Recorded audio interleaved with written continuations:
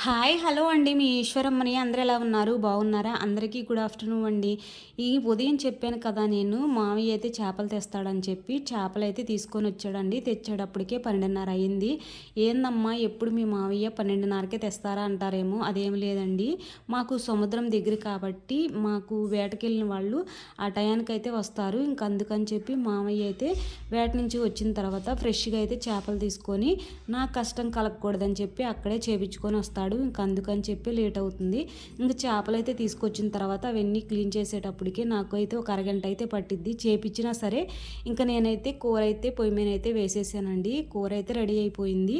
ఇంకా మామయ్య నేను కలిసి లంచ్‌లోకి అయితే వేడి వేడి అన్నం పెట్టేసుకొని చేపల కూర వేసుకొని తింటున్నాము. అయితే దీంట్లోకి అయితే సంగటి ఉంటే మాత్రం చాలా బాగుంటుందండి చేపల కూరలోకి. ఇంకా మామయ్య నేనైతే తినేసేస్తున్నాము.